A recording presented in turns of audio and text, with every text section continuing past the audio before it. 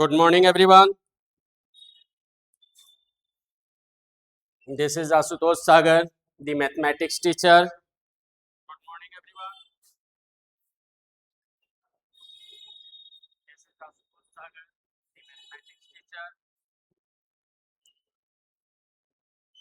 Today, I am going to start a topic,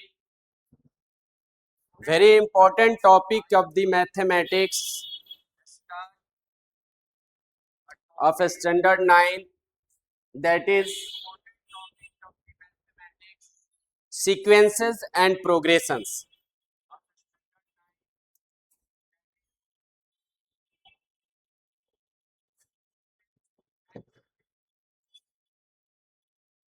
So the topic name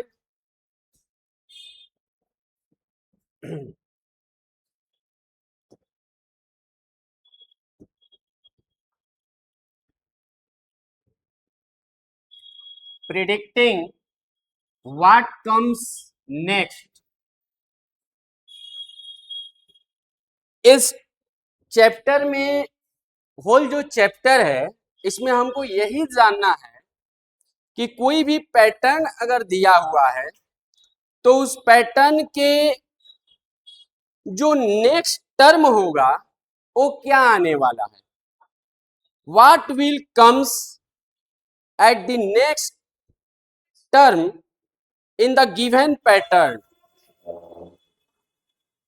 और इसको हम sequences and progressions topic जो है, sequences and progressions topic से हम लोग इसको डिस्कस करेंगे। लेकिन इस टॉपिक में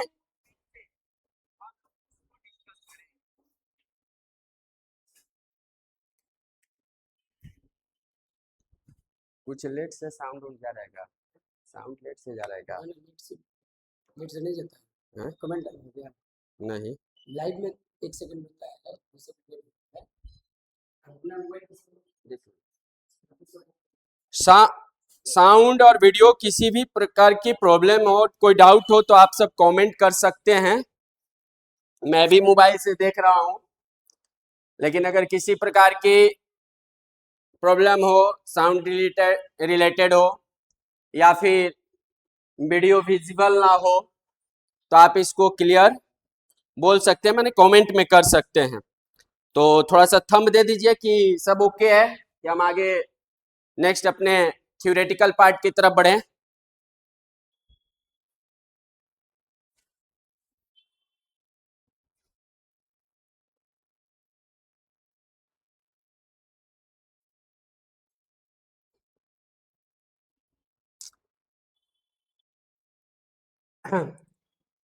सो चलिए स्टार्ट करते हैं अपना टॉपिक अब, जिसका नाम है सीक्वेंसेस एंड प्रोग्रेशंस। बहुत ही इंपॉर्टेंट टॉपिक। पहले तो ये क्लास 10th से स्टार्ट होता था, 10th और 11th में, बट इन दिस ईयर, इस साल से जब से हम लोग का सिलेबस चेंज हुआ है, क्लास 9th में ही फर्स्ट बुक का सेकेंड लास्ट टॉपिक शायद है, चैप्टर 8। और इस सीक्वेंसेस एंड प्रोग्रेशंस में हम लोग टाइप को भी डिस्कस करेंगे। तो सभी लोग पहले पीडीएफ अपना, जो मैंने पीडीएफ सेंड किया था आप लोगों को कि इसमें क्या क्या हम लोग को पढ़ना है, थोड़ा उस पीडीएफ को ओपन कर लीजिएगा और एक बार मैं उस पीडीएफ को आप सब को समझा दूं कि उसमें क्या हम लोग को नेक्स्ट जो स्टार्ट करना है उसमें क्या स्टार्ट करना है, किस किस टॉपिक पर चर्चा हम लोग करेंगे। So this is our chapter's name, predicting what comes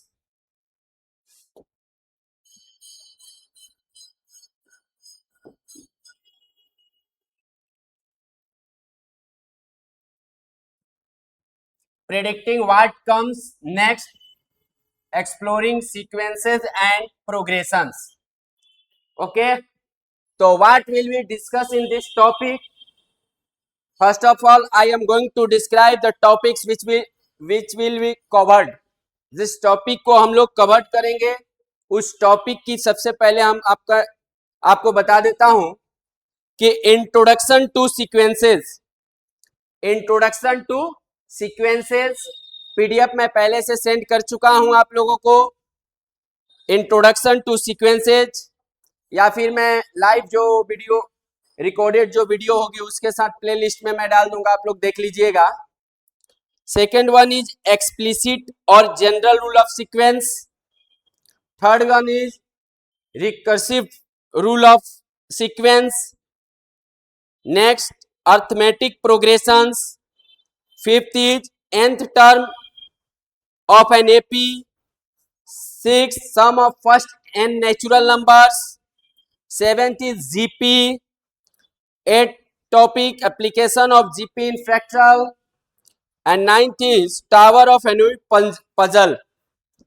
ये सारे टॉपिक जो 9 टॉपिक्स हमने पीडीएफ बनाकर आप लोग को सेंड किया हूं, जो मैं उस टॉपिक को अगर हम कवर कर लेते हैं तो ये पूरे होल चैप्टर का डिस्कशन हो जाएगा। ओके, तो अब हम स्टार्ट करते हैं। सबसे पहले कि सीक्वेंस होता क्या है, व्हाट इज सीक्वेंसेस। ठीक है,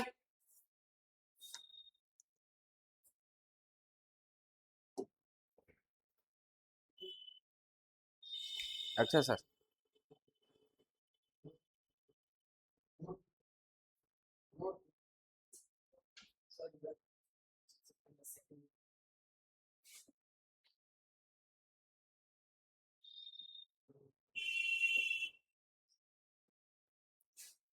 I am going to discuss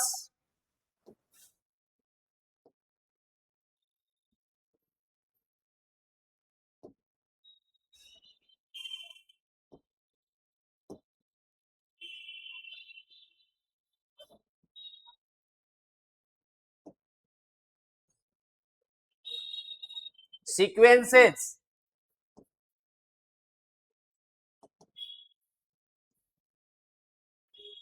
Sequences,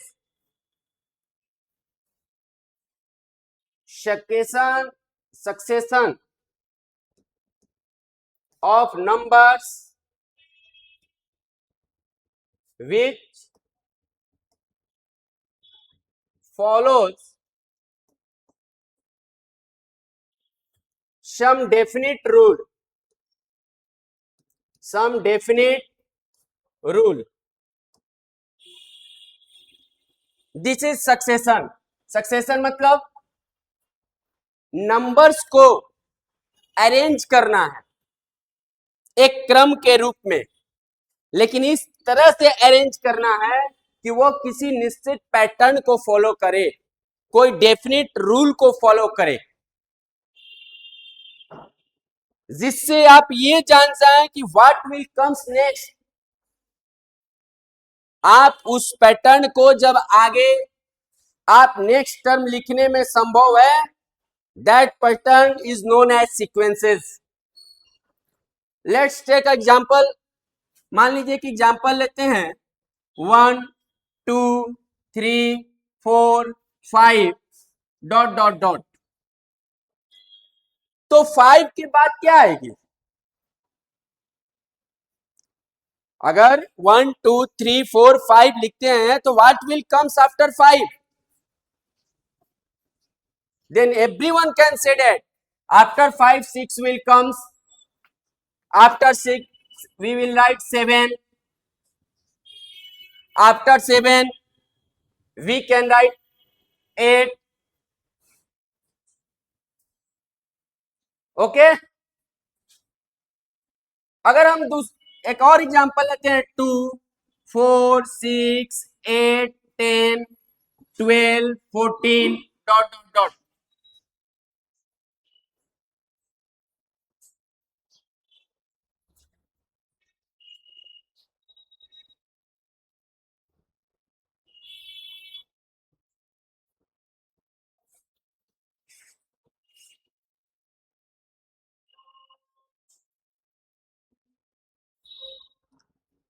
to 4 6 8 10 12 14।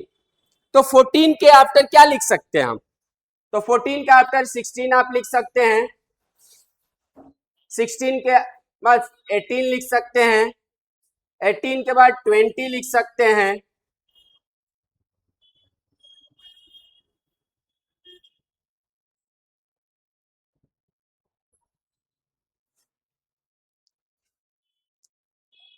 ठीक है, 4 7 10 13 16। अगर इसके आगे 16 के आगे आपसे बोले क्या लिखेंगे, तो 16 के आगे हम लोग लिख सकते हैं 19 22 डॉट डॉट डॉट। एक बार चेक कर लीजिएगा मोबाइल में। अगर लिखते हैं 1 अपॉन में 2, 2 upon 3, 3 upon 4, 5 upon 6,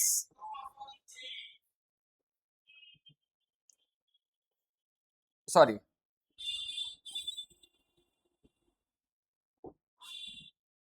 4 upon 5, 5 upon 6, then next will be what, अगला क्या लिखिएगा।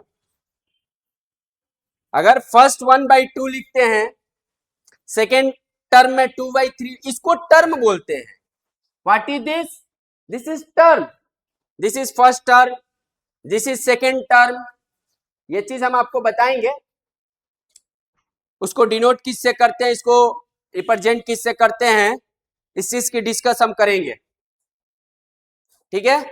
तो 1/2, 2 upon 3, 3 upon 4, 4 upon 5, 5 upon 6, next है 6 अपॉन 7। मतलब इस पैटर्न को हम आगे बढ़ा सकते हैं, इस पैटर्न को आगे हम लिख सकते हैं। जिस पैटर्न को आप नेक्स्ट टर्म लिख सकते हैं, आगे बढ़ा सकते हैं, उसी को हम सीक्वेंस करते हैं, कहते हैं।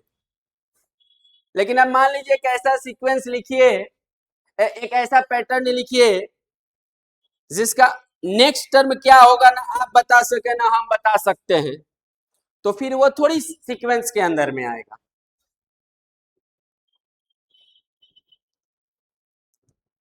तो ये सीक्वेंस का मतलब यही हुआ कि succession of numbers which follow some definite rule, कोई डेफिनिट रूल को फॉलो करता है, उसी को हम बोलते हैं क्या, सीक्वेंसेस बोलते हैं। और ये एग्जांपल्स इतने हम लोग लिए।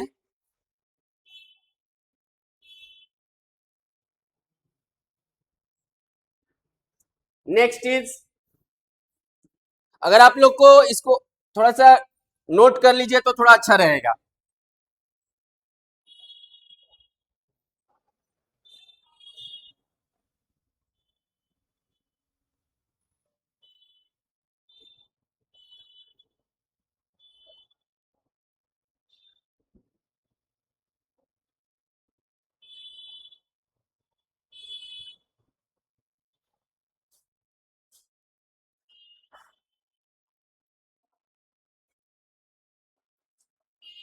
To 4 6 8 10 12 dot dot dot. इसे हम फर्स्ट टर्म कहेंगे, जैसे T1 या A1 से डिनोट करेंगे, फर्स्ट टर्म। अगर T2 लिखते हैं या A2 लिखते हैं, this is second term.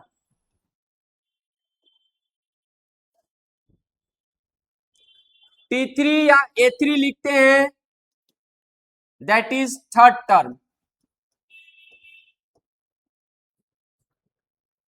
T4 या A4 लिखते हैं, फोर्थ टर्म। इसको डिनोट करने के लिए एक सिंबल यूज करते हैं। अगर TN लिखते हैं या AN लिखते हैं तो ये होती है nth term.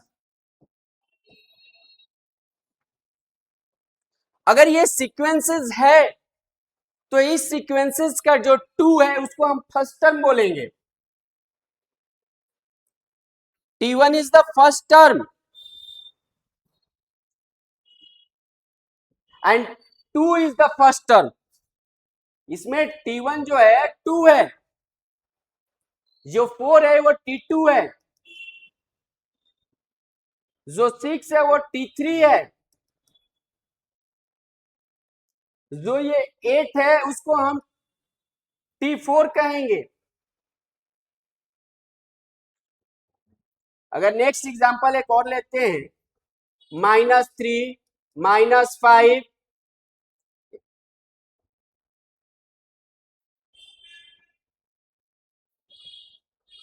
-3, -2, -1, 0, 1, 2, 3 dot dot dot.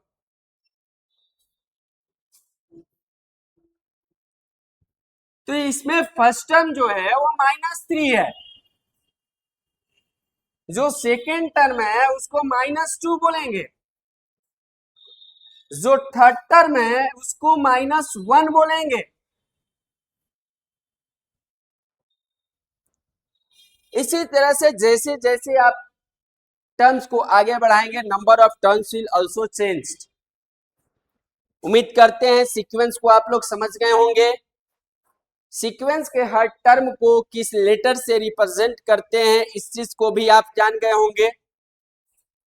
T1 बोलिए या A1 बोलिए कोई दिक्कत नहीं है, T2 बोलिए या A2 बोलिए कोई दिक्कत नहीं है। अगर मान लेते ये T3 बोले और इसको A3 बोल दिया जाए तो कोई थोड़ी गलत है।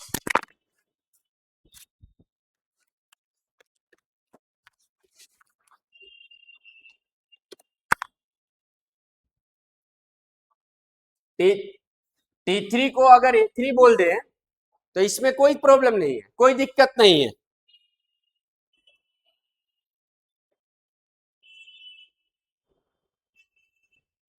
किसी को भी कोई दिक्कत होगा तो बोलिएगा।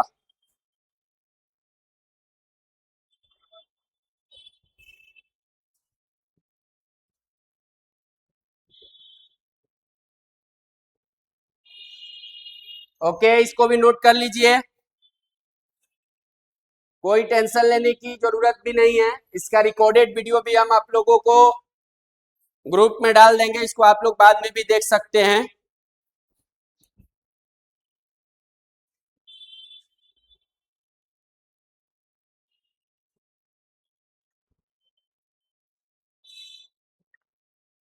जो भी इसकी रिकॉर्डेड है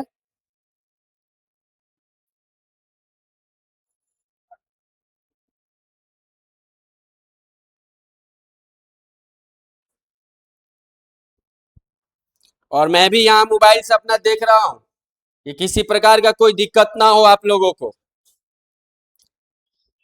और कम से कम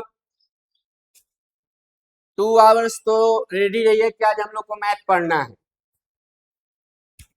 नेक्स्ट संडे से और आप लोग की जैसी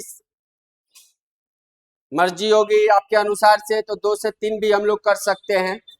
लेकिन ये जानिए, और हाँ, जो हम सीक्वेंसेस एंड प्रोग्रेशंस टॉपिक को जो हम स्टार्ट करेंगे, इस टॉपिक को आप सब लोग एक अच्छे लेवल पर पढ़िएगा, क्योंकि ये टॉपिक आपको केवल 9th में ही नहीं है, 9th से जैसे 10th में जाइएगा उम्मीद करते हैं वहां भी मिलेगी, और 11th क्लास में तो मिलेगा ही मिलेगा।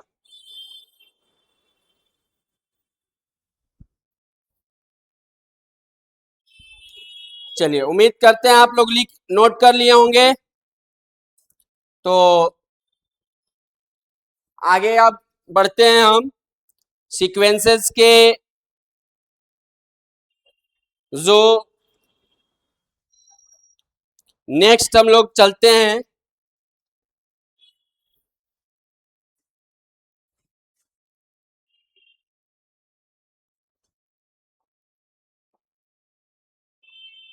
चलिए, जो नेक्स्ट है, अब हम ये देखेंगे कि एक्सप्लिसिट रूल क्या होती है, एक्सप्लिसिट या फिर जनरल जनरल रूल क्या होती है, एक्सप्लिसिट या जनरल रूल क्या होती है सीक्वेंस का। हेडिंग में लिखिएगा आप लोग भी, एक्सप्लिसिट या जनरल रूल ऑफ सीक्वेंस। ठीक है, ओके, एक एग्जांपल लेते हैं, सिंपल एग्जांपल पहले भी ले चुके हैं हम। 2 4 8 या फिर 2 4 6 8 10 12 14 डॉट डॉट डॉट। ठीक है, इसमें जो है T1 जो है वो 2 है। T1 क्या है? 2 है। फर्स्ट टर्म जो है हमारा इसमें क्या है? 2 है। अगर हम इसमें T2 बोले तो आप लोग 4 बोलिएगा। यस, कोई दिक्कत? एकदम बढ़िया से पढ़ना है, मन लगाकर। अगर आप 6 के बारे में बोलते हैं तो T3 बोलिएगा। एक्सप्लिसिट रूल को समझाने के पहले जो मैं लिख रहा हूं उस चीज को समझिए, फिर अपने आप समझिएगा एक्सप्लिसिट रूल क्या होती है।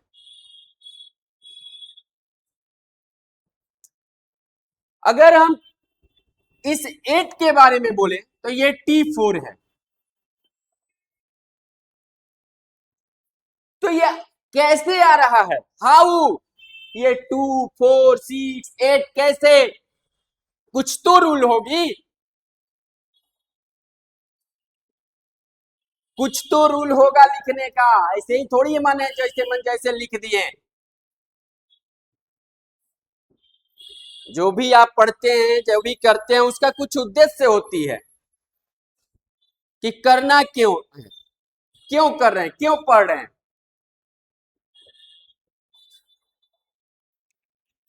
पढ़ लिख कर कुछ तो उद्देश्य होती है। उसी तरह से ये जो सीक्वेंस हम लिख रहे हैं, इस सीक्वेंस के नेक्स्ट टर्म कैसे आ रहा है, इसका भी उद्देश्य है।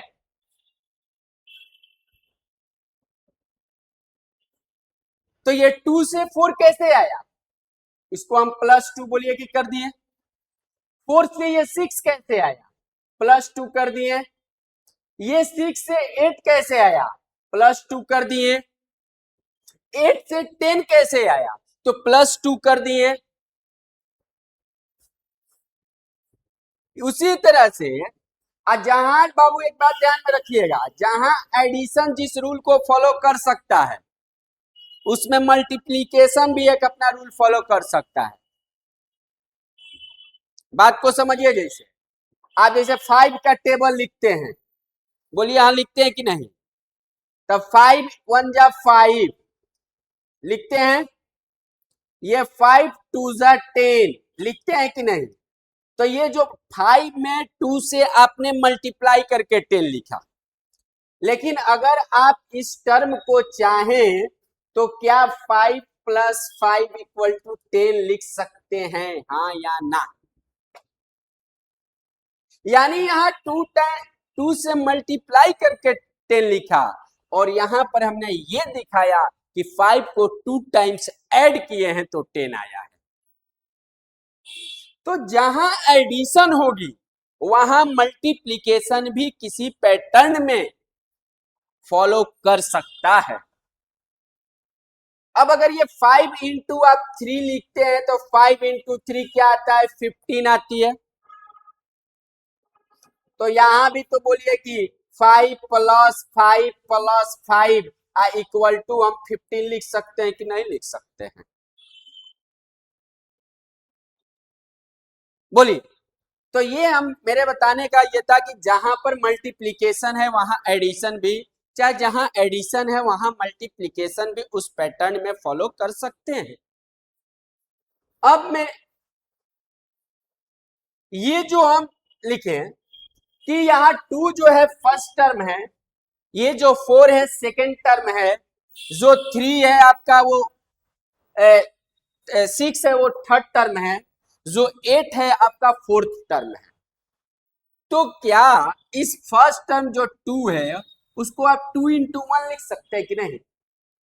अगर 4 है तो इसको 2 × 2 लिख सकते हैं कि नहीं? ये 6 है तो इसको 2 × 3 लिख सकते हैं कि नहीं? ये 8 है तो इसको 2 × 4 लिख सकते हैं कि नहीं?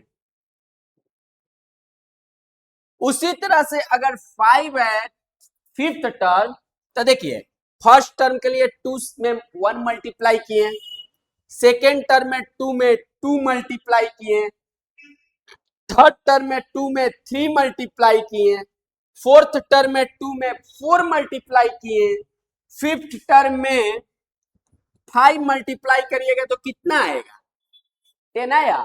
देखिए तो 1 2 3 4 फिफ्थ टर्म है कि नहीं। उसी तरह अगर सिक्स्थ टर्म लिखना होगा तो 2 इंटू 6 12 लिखिएगा। अगर सेवेंथ टर्म लिखना होगा तो 2 इंटू 7 14 लिखिएगा। और अगर हमको nth टर्म लिखना हो तो 2 इंटू n लिखेंगे। फर्स्ट के लिए 1 मल्टीप्लाई, सेकेंड के लिए 2 मल्टीप्लाई, थर्ड के लिए 3 मल्टीप्लाई, फोर्थ के लिए 4 मल्टीप्लाई, फिफ्थ के लिए 5 मल्टीप्लाई। सेम उसी प्रकार से nth के लिए n मल्टीप्लाई कर सकते हैं। और ये आ गया जिसको आप बोलते हैं, ये इसको हम पढ़ते हैं nth टर्म। nth टर्म मतलब इस nth टर्म, इस रूल से हम जिस टर्म को निकालना चाहें उस टर्म को हम निकाल सकते हैं। तो इस रूल को ही बाबू, इसी रूल को हम बोलते हैं एक्सप्लिसिट रूल। इसी को हम बोलते हैं एक्सप्लिसिट रूल या जनरल रूल। मतलब nth के टर्म के रूप में ऐसा रूल जिसके हम हर पैटर्न के हर टर्म को डिटरमाइन कर सकते हैं। क्लियर। चलिए जल्दी से इसको लिख, सभी लोग नोट कर लीजिएगा।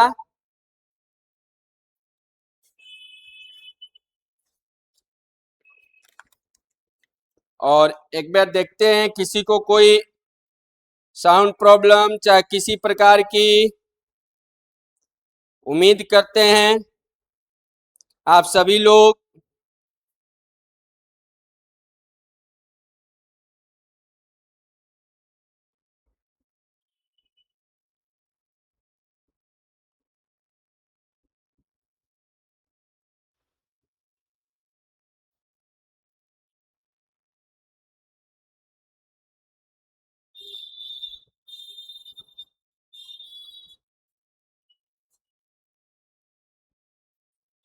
चलिए सभी लोग इसको लिखिए जल्दी, एकदम तेजी में नोट कर लीजिए। फिर इस पे हम लोग क्वेश्चंस को सॉल्व करेंगे।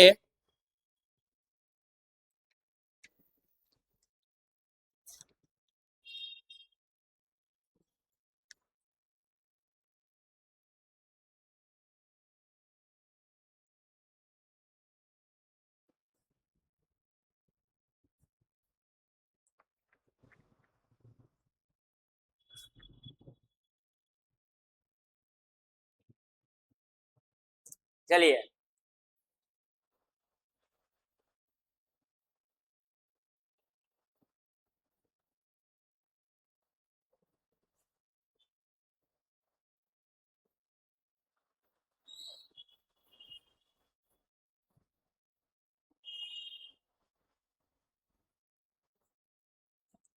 तो एक्सप्लिसिट जो रूल है, कैसा रूल है बाबू, रूल है that uses n for position of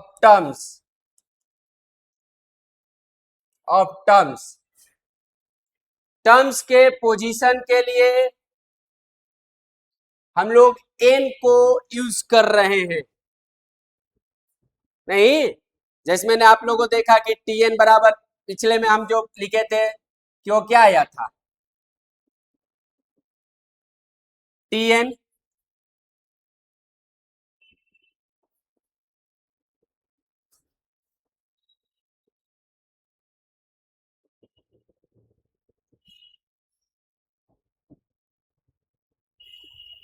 हम लोगों ने पिछला में लिखा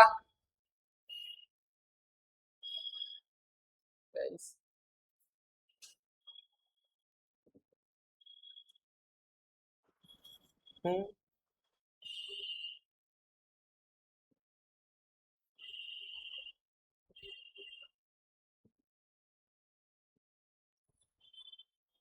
उस प्रॉब्लम थोड़ा सा आ रही है।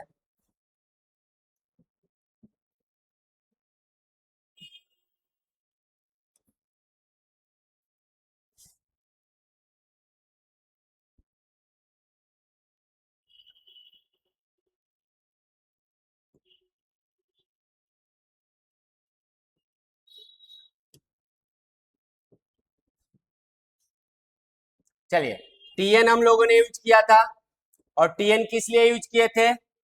जो टीएन यूज किए थे वो किस लिए यूज किए थे?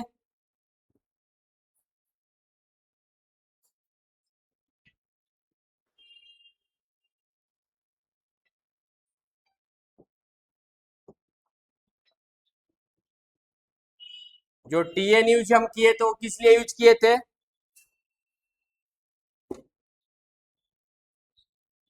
ये जो फर्स्ट टर्म है एन, अगर अगर हमको फर्स्ट टर्म निकालना होगा तो एन के जगह पर हम पुट क्या करेंगे? 1। अगर सेकेंड टर्म निकालना होगा तो एन के जगह हम पुट क्या करेंगे? 2।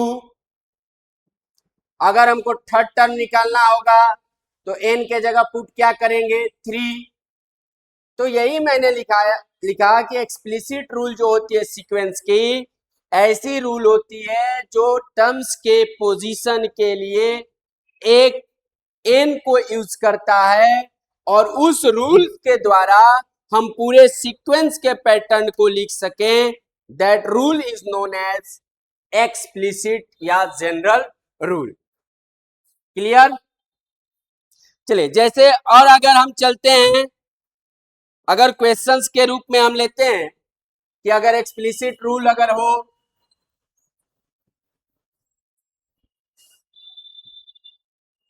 मान लीजिए टीएन बराबर लिखते हैं 3n+1, 3n+1, तो ये एक एक्सप्लिसिट रूल हुआ, एक एक्सप्लिसिट फॉर्मूला हुआ। अब इसके हेल्प से हम जितना टर्म चाहे उतने टर्म को लिख सकते हैं। अगर मान लीजिए हमको फर्स्ट टर्म लिखना हो तो हम n के लिए क्या पुट करेंगे? n के जगह पर क्या पुट करेंगे? 1 पुट करेंगे। अगर जैसे ही हम n के जगह यहाँ 1 पुट किए हैं तो t1 बराबर क्या होगा? 3 × 1+1, दैट विल बी 4। अगर सेकेंड टर्म निकालना हो तो n के जगह हम पुट क्या करेंगे? 2 पुट करेंगे। तो 3 × 2+1, तो ये कितना हो जाएगा? 3 2 जा 6, अब +1 कितना हो जाएगा? 7। अगर हमें थर्ड टर्म निकालना हो तो n के जगह 3 × 3+1, तो कितना लिखेंगे? 10। अगर हमको फोर्थ टर्म निकालना हो तो 3 × 4+1, और ये कितना हो जाएगा? 13। अगर फिफ्थ टर्म निकालना हो तो 3 × 5+1, और ये कितना हो जाएगा? यानी इस फॉर्मूले के हेल्प से हम जिस टर्म को फाइंड आउट करना चाहते हैं उस टर्म को हम इजीली वे से फाइंड कर सकते हैं। अगर मान लीजिए हमको 15th टर्म निकालना है, 15th टर्म, तो यहाँ n के जगह हम अगर क्या लिख दे? 3 × 15+1, तो कितना हो जाएगा बोलिएगा? तो ये 45+1 कितना हो जाएगा? 46 हो जाएगा। तो इस फॉर्मूले को हम बोलेंगे एक्सप्लिसिट फॉर्मूला या एक्सप्लिसिट रूल, जिस रूल के हेल्प से हम आगे के टर्म्स को, जो टर्म्स लिखना चाहते हैं, अगर उस टर्म्स को लिख दे रहे हैं, इसका मतलब ये जो nth के रूप में जो टर्म दिया हुआ है वो एक्सप्लिसिट फॉर्मूला है। ठीक है, तो जल्दी से इसको आप लोग नोट कीजिए, और हम तो आप लोगों को कुछ क्वेश्चंस दे रहे हैं और उस क्वेश्चन को अभी थोड़ा सॉल्व कीजिएगा।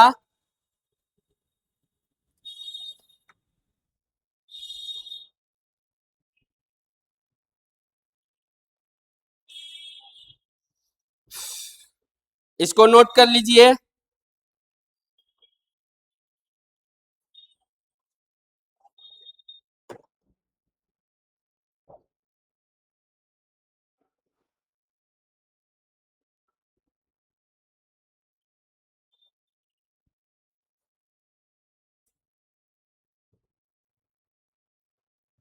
और इस एक्सप्लिसिट रूल का अगर डेफिनेशन में लिखना होगा तो लिख लीजिए, rule that uses n for position of term to calculate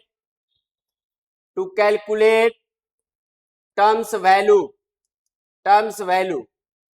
ये टर्म का वैल्यू ही ना आ रहा है, लेकिन इस टर्म के जगह पर क्या यूज कर रहे हैं, हम n को यूज कर रहे हैं।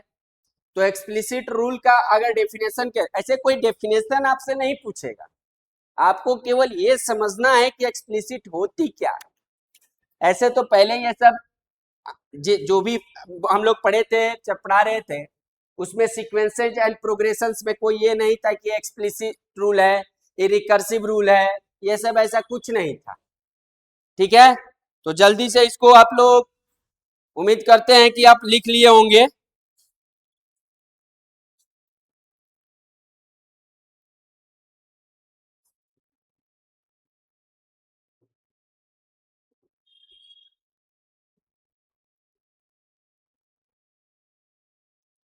चलिए नेक्स्ट, तो अब क्वेश्चंस हम आपको देते हैं और आप लोग फर्स्ट 5 टर्म्स लिख के हमको दिखाइएगा। फर्स्ट 5 टर्म्स लिखिएगा, उसको हम भी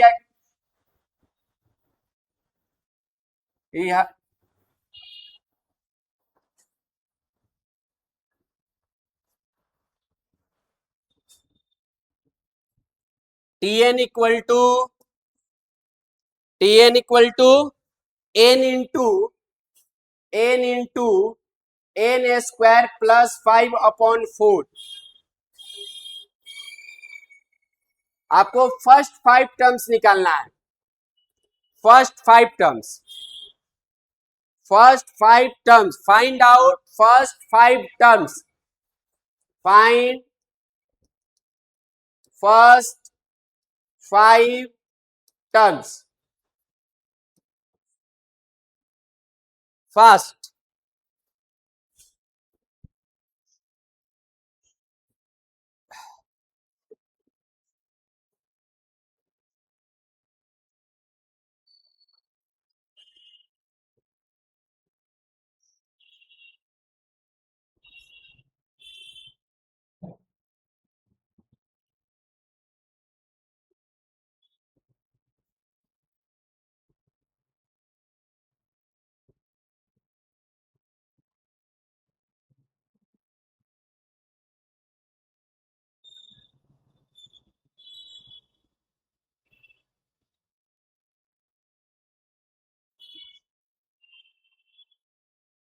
first 5 formula, right, first 5 formula.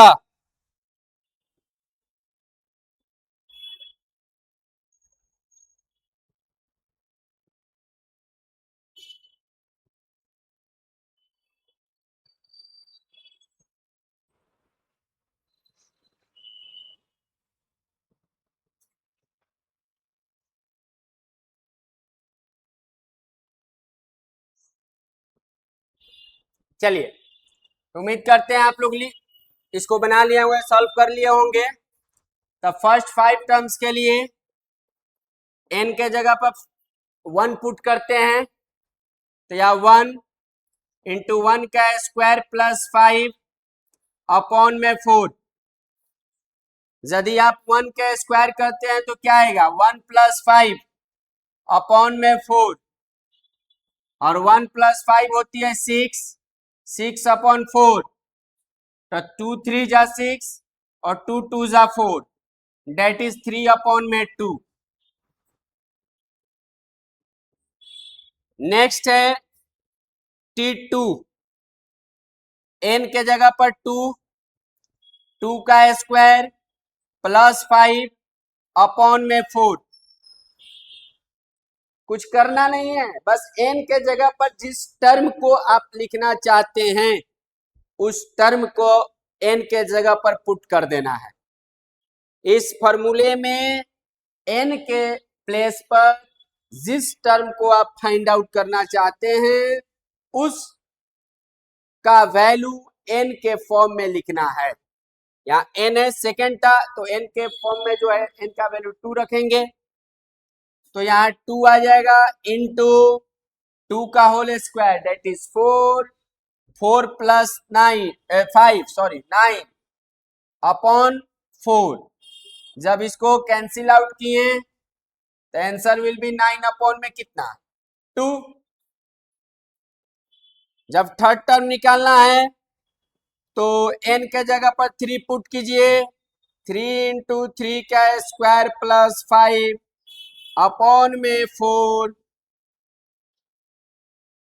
अब ये बताइए, ये तो 3 होगा और 3 का होल स्क्वायर कितना 9, 9 में 5 को ऐड कीजिएगा तो कितना होगा 14 अपॉन में 4। अब बोलिए, यहां से 2 से 7 टाइम में जाएगा, यहां से 2 से 2 टाइम में जाएगा, तो ये क्या हुआ बोलिए तो 3 7 जा 21 अपॉन में कितना 2। तो जिस टर्म्स को आप लिखना चाहते हैं, हमको तो 5 टर्म तक लिखना है, T4 इक्वल टू, तो n के जगह पर 4 पुट कीजिए ना जी, 4 इंटू 4 का स्क्वायर प्लस 5 अपॉन में 4। सही है, तो ये 4 से 4 क्या हो जाएगा कैंसिल आउट हो जाएगा। नहीं, अभी 4 से ही 4 को मत काटने लगिएगा कैंसिल, यहां मल्टीप्लाई का साइन था इसलिए हमने कैंसिल आउट कर दिया।